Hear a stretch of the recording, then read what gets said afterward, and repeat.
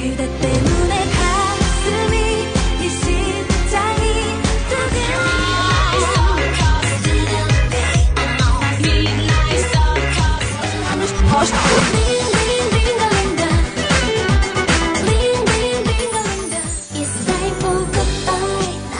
안녕하세요, 써니일입니다. 6월 19일 써니일의 새 미니 앨범 많이 기대해주세요.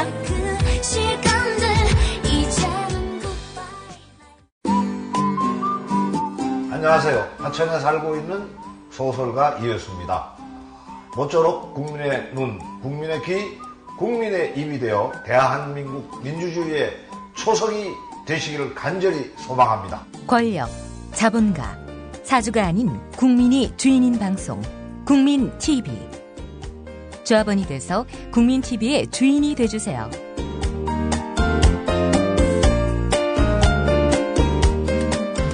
포털 사이트에서 미디어 협동조합 국민TV를 검색하세요. 국민TV 화이팅!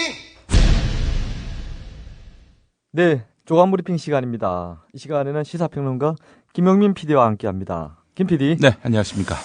첫 기사는 동아기사군요. 네, 그렇습니다. 소개해 주십시오. 동아일보뿐만 아니라 여러 조간신문들이 일면에서 많이 다뤘는데요. 예. 정부가 고용률 70%를 목표로 한 로드맵을 발표했습니다. 예. 자, 그런데 신규 일자리의 40%를 시간제로 채운다는 겁니다. 일용직, 임시직, 계약직 그런 걸 말하는군요. 쉽게 얘기하면. 그렇습니다. 그죠? 그런 시간제 하니까 뭐 새로운 것 같은데 비정규직이고요. 아주 질 낮은 고용입니다. 예. 이거를 제대로 보도해줘야 진정한 언론 아니겠습니까? 일전에 박근혜 대통령이 이런 얘기, 비슷한 얘기를 하면서 이런 게 나왔군요. 네, 그렇습니다. 최동석, 유정식, 문희정의 경영 토크 월요일 방송을 들으시면은 이 신규 일자리의 40%를 시간제로 채운다. 이게 무슨 꼼수가 있고 무슨 그 본질이 있는지를 아주 백일하에 여러분들은 만나실 수 있을 텐데 팟캐스트를 통해 들으시면 됩니다. 자, 일단 그 신규 일자리 40%를 시간제로 채운다는 것은 한마디로 말해서 네덜란드식의 모델을 도입하겠다 뭐 이런 얘기도 있었어요. 예. 뭐 유럽식의 모델 얘기하는데 이 유럽식의 모델이라고 하는 건 말이죠. 이 시간제들이 돈을 더 많이 법니다. 그렇다면서요. 능력 있는 프리랜서들 있잖아요. 그 전문직들 이런 사람들이 이제 시간제로 일하면서도 정규직보다도 더 많이 돈을 벌어갑니다. 특히 뭐 방송 MC 같은 경우 지상파 방송의 그 주요 방송 MC들을 보면은 뭐 한 번 나가면은 뭐 800, 1000만 원 이러거든요. 이런 게 시간제입니다. 진짜 유럽식 시간제라 한다 하면 근데 우리식의 시간제는 뭡니까? 그게 아니잖아요. 1시간 5,000원 이런 거죠. 그렇죠.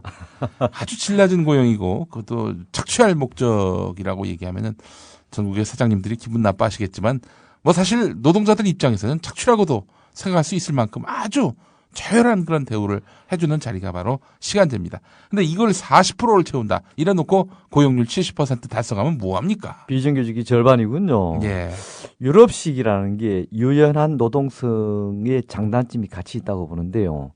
아까 방금 김 PD 얘기처럼 고임금에 또 일자리가 많아서 어디 가서든 취업이 쉽고 네. 또 어느 정도 수준 있는 직장을 구하는 게가 가능할 때는 유연한 노동성의 유럽식이 참 괜찮은데요. 예. 우리처럼 고용이 불안하고 예. 임금이 싸고 예. 이런 데서 시간제라는 것은 결국 밑바닥 인생이란 얘기죠. 그 신자유주의에 대한 맹렬한 성찰과 반성 그리고 뭔가 새로운 복지와 인간을 지향할 수 있는 그런 고용 환경에 대한 철학이 선 다음 시간제를 도입한다면 모를까. 예. 지금 이 체제 속에서 시간제를 40%로 채운다.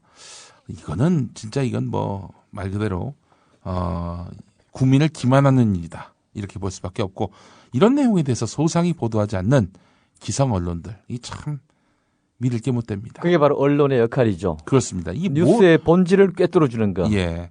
허구를 좀 짚어줘야 되는 건데 말이죠. 물론 그런 신문이 아주 없지는 않습니다. 일단 한국일보 제목을 보면 시간제 일자리로 때운다 이렇게 돼 있습니다. 예.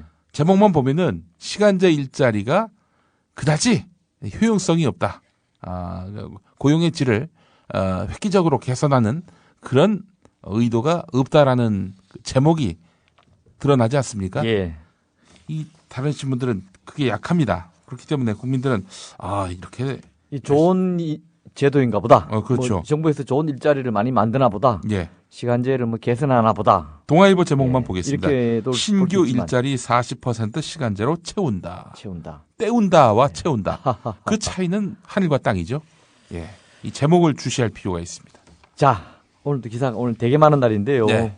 그 정도로 얘기하시고 네. 또 원전 비리로 가봅시다. 네, 경향신문 일면으로 가보겠습니다. 예. 신고리 3, 4호기 또 다른 부품에도 성적서 위조 정황이 있다. 이런 기사입니다. 아하. 신고리 원전에 사용된 부품을 검증하는 업체인 세안 TEP가 제어 케이블에 이어서 또 다른 용도의 케이블 시험 성적서도 위조했다는 정황이 드러나서 원자력 안전위원회가 조사하고 있는 것으로 확인됐다는 내용인데, 검증업체 대표에 대해서는 그 영장을 청구한다는 그런 방침을 세웠습니다. 세안 TP 관련자 6명에서 7명을 참고인 신분으로 조사하고 있는데, 같은 혐의로 고발된 전 JS전선 대표 황모 씨도 조만간 소환할 예정이라고 합니다. 옛말에 이런 말이 있습니다. 우리 속담에 방귀가 잦으면 뭐가 마렵다. 네. 이런 자잘한 크고 작은 사고나 비리가 빈발하면은 그 다음에 오는 것은 대략 짐작할 수 있습니다. 네. 정말 걱정입니다, 우리가. 자, 어제 제가 우리 그 인터뷰 전에 내보냈던 코너가 있습니다.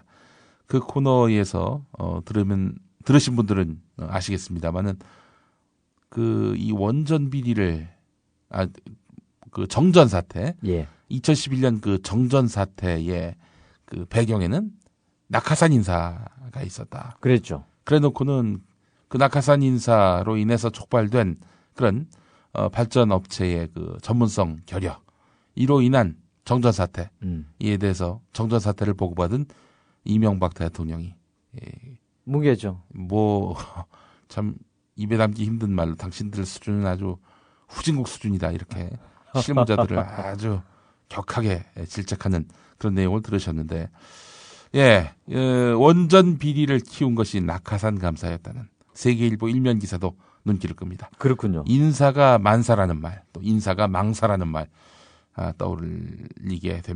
떠오르게 만듭니다. 지난 정권, 현 정권 다 마찬가지군요. 예, 그렇습니다. 그런 점에서는. 이 최근에 그 원자력 발전소 가동 중단 사태에 따른 블랙아웃 위기가 점증하고 있는 상황이죠. 19개, 그러니까 공석인 2개를 제외하고 19개 주요 에너지 공기업 감사의 대부분이 원전이나 전력 같은 에너지 관련 사업이나 법률 회계 같은 감사 관련 분야와 무관한 인물인 것으로 파악됐다는 겁니다. 그럼 주로 어떤 사람들이에요? MB가 임명한 인사들이 이제 재직하고 있다고 그러는데, 예. 자, 뭐 어떤 인사들인지 그 면면을 보겠습니다. 예. 현 새누리당이죠. 한나라당 부대변인, 경기도 의회 의원, 그리고 청와대 행정관, 합동참모본부 본부장, 인수위 자문위원, 민주평통 자문위원 등 모두 감사 직과는 무관한 경력이었습니다. 이런 사람들이 에너지 관련 기관 공기업에 감사를 했단 말이죠. 네, 에너지 공기업 21곳 가운데 15곳에 이렇게 MB 임명 인사가 재직한 것으로 드러났는데, 따라서 부실 경영, 비리, 깜깜할 수밖에 없죠. 뭘 알아야 뭘 감사를 하죠. 글쎄 말입니다. 알아야 면장을 한다더니. 예. 자, 이러다 보니까 뭐 원전 마피아, 전력 마피아들 얼마나 이 사람들 비웃었겠습니까? 예. 예. 놀기 좋죠, 한마디로. 그렇습니다. 예. 슬슬 이제 뭐 말하자면은 감사님 하면 뛰어드리면서 막 뭐랄까요, 하여튼 비위 맞춰가면서 안 봐도 비디오입니다. 자기들 페이스에 말려들도록 만들었겠죠. 그다음 한겨레 기사가 아주 눈길을 끄는군요. 예, 그렇습니다. 한국 수력 원자력 고위 간부 퇴직자들이 원자력 발전소 설계부터 건설, 정비, 품질 안전 검사와 관련한 업체들에까지 전방위로 재취업해왔던 것으로 드러났습니다. 과거에 갑이었던 사람들이 이제는 을이 된 셈인데, 예. 그러나 이 전관예우란 게 있지 않습니까? 있지요. 과거에 그 모셨던 어른이 을 업체에 갔다 하더라도 잘 모셔야지요. 예. 나중에 또 자기도 또 을 업체에 갈 수 있으니까 말이죠. 자, 이렇게 한수원 간부 30%가 원전 협력업체에 전방위로 재취업을 했으니 이 부적절한 공생관계가 굳어질 수밖에 없다는 겁니다. 이 설계, 건설, 정비, 안전점검까지 이게 안 간 곳이 없다 하니 이게 도대체 여기서 비리가 없다면은 이상한 거죠. 그렇죠. 이와 관련해서 한겨레에서 오늘 그 원전 마피아 네. 관련 기사도 낸 걸 봤는데요. 서울대 원자력 핵공학과가 예.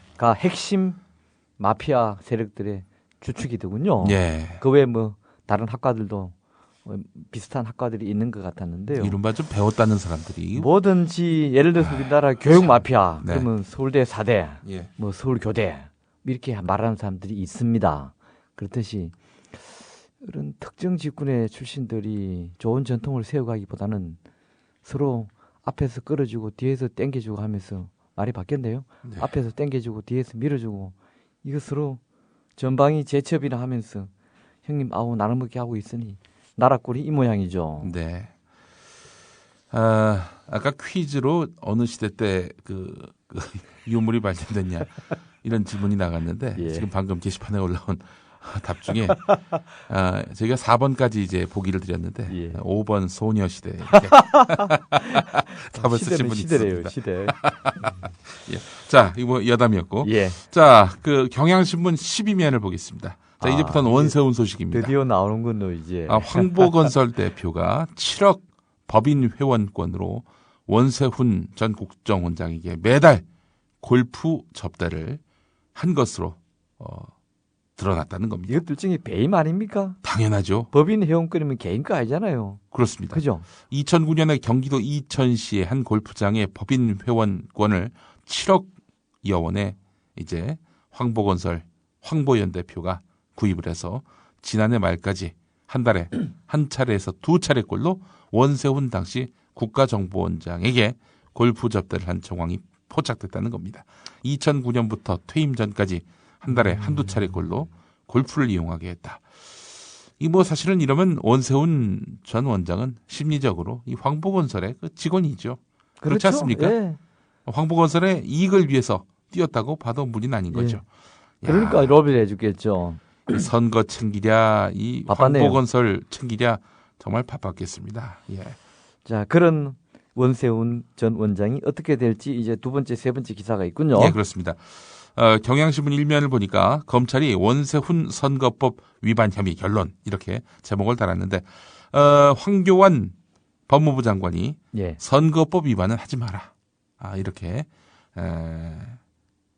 국정원법 위반만 해서 기소하라고 사실상 수사 지휘를 한 거 아닙니까? 법무부 장관이 다른 부 장관도 아니고 어째 그런 말을 하죠? 글쎄 말이에요. 법 집행을 하는 행정부에서는 법 집행 기구인데 예.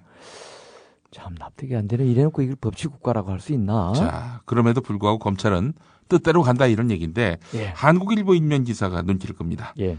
검찰 수사 라인에서 만장일치 결론을 내렸기 때문이다. 글쎄 이번에 검찰 조금 뭐 평소 하던 거 보면은 좀 의외이긴 한데 예, 그렇습니다. 이번에는 제대로 좀 하는 것 같아요. 박수 예. 쳐주고 싶어요. 검찰에 따르면 특별수사팀을 이끌고 있는 윤석열 부장검사를 비롯한 수사팀 전원은 원세훈 전 원장을 선거법 위반 혐의로 기소하기로 최종 입장을 정리했다는 겁니다. 예. 국정원 서버, 국정원 직원 통화 내역, 이메일을 다각도로 추적해 봤더니 대선 직전에 국정원 직원들이 각종 인터넷 사이트에 수백 개의 아이디로 수천 개의 정치 관련한 게시글과 또 찬반 댓글을 올린 것으로 확인이 됐는데, 자, 이 뭐 특히 그 수사팀 내 대표적인 공안통이면서 선거법 분야의 전문가로 꼽히는 박형철 부장검사도 선거법 위반 적용에 문제가 없다 이런 의견을 냈다고 하는데, 아니 이거는 뭐 평검사도 뭐 이견이 없었다고 합니다. 법조인 아니라서요. 예. 아니 선거 기간에 네. 특정 후보를 유불리할 목적으로 이런 짓거리 했으면 그런 거 막자고 만들어 놓은 게 선거법 아닙니까? 예. 뭐 이걸 복잡하게 생각할 게 뭐 있어요. 중학생한테 물어봐도 알 텐데 그냥 이거 참 검찰이 상식대로 하니까 이렇게 기특할 수가 없습니다. 간단하잖아요. 특별법을 뭐 제정해서 적용하라는 것도 아니지 글쎄 않습니까? 말입니다. 뭐 억지로 하라는 것도 아니고 있는 예. 상식 그대로 그냥 원칙대로 하라는 건데 이렇게 검찰이 원칙대로 하니까. 이 쉬운 것을 왜 평소에는 못했을까? 법전 필요 없이도 할 수 있는데요, 그죠? 자기가 그 황교안 법무부 장관 꼴만 우습게 됐습니다. 예. 예. 국민일보 이면 기사를 보겠습니다. 뭐 참 주목할 만한 뭐 특종 기사나 이런 게 아니라 참 나 뜨거운 기사. 가십 기사인데 이걸 이렇게 요즘 크게 키워야 되나? 국민일보 왜 이러나 모르겠어요. 아니 우리는 이런 기사를 왜 국민TV는 안 쓰나 그러는데. 모르겠어요. 예. 예. 물론 국민 계열사 아닙니다. 참고로. 예, 전혀 계열사는 아닙니다. 물론 이제 국민 TV의 서영석 기사나 조상훈 사무국장은 국민일보 출신이긴 합니다만 국민일보에서 싫어합니다. 기본적으로 두 사람을. 그럼요. 그러니까 무관합니다. 또 예. 다른 국민입니다. 박정희 휘호 독서하는 국민 이와 관련한 그 이제 휘호가 있는데 예. 두 개가 있다는 거예요.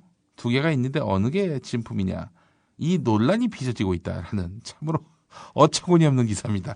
뭐 논란이 빚어져? 아니 똑같은 거 두 개 쓸 수도 있는 거고 혹은 뭐 위조든 진품이든 도대체 이게 뭐가 문제가 된다는 건지. 제가 보기에는 왼쪽 게 진품이고요. 예. 오른쪽 게 가짜 같거든요. 야, 왜 이러냐? 예, 제가 박정희 대통령의 휘호집 네, 위대한 유산 네, 휘호집에 박정희 대통령이 전국에 쓴 글씨가 한 2,000여 점 되는데요. 네, 박정희 대통령이 초기 글씨부터 즉 대구 사범 시절에 학생 시절에 쓴 글부터 예, 11.6 당일까지 예. 쓴 글들을 제가 분석한 바가 있습니다.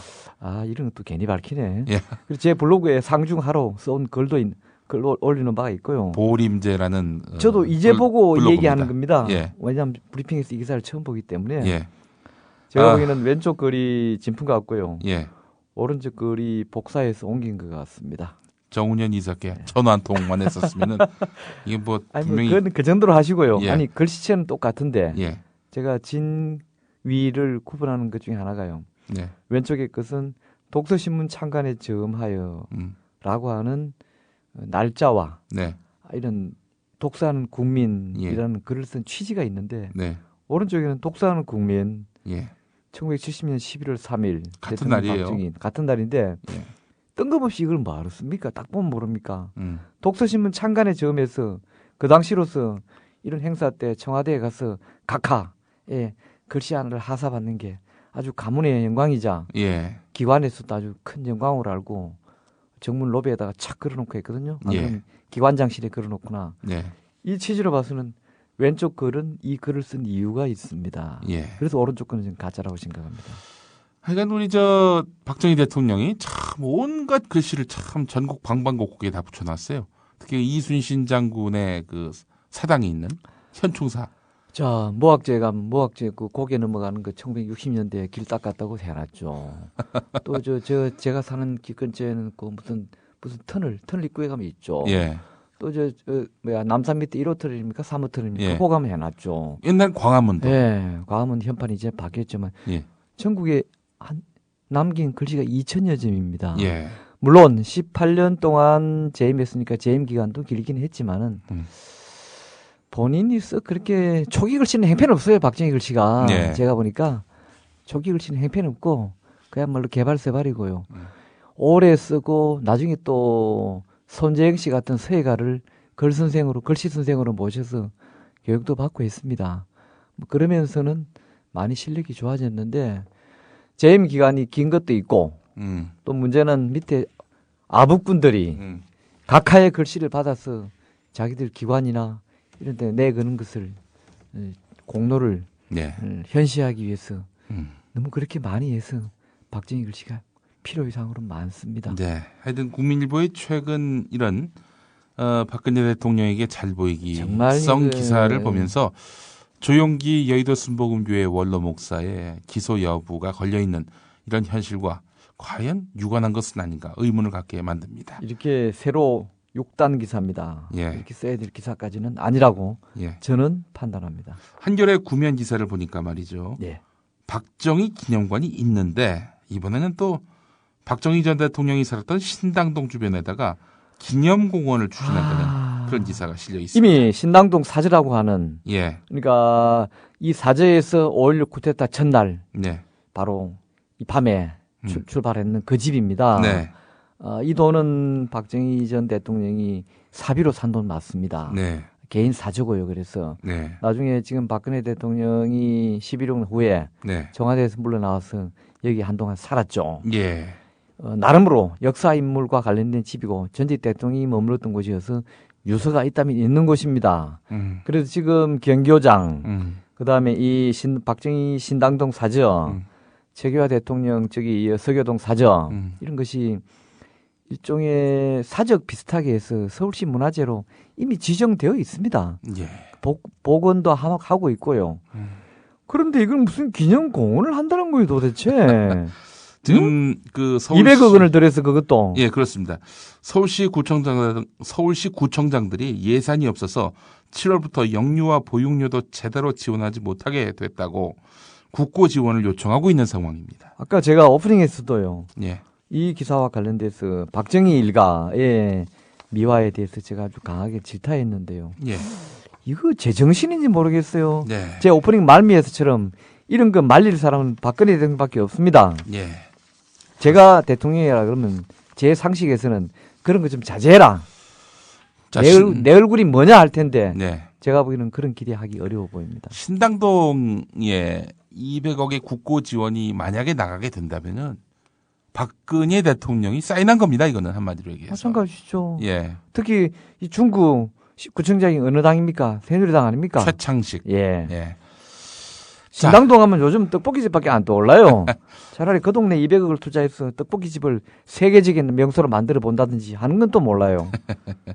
답답하네요. 예, 그렇습니다. 자, 한겨레 기사 하나만 더 전해드리겠습니다. 그러시죠. 대구 여대생 살인범 잡혔죠. 예. 자, 그런데 택시 운전기사가 살인범으로 처음에. 한동안 몰렸습니다. 예.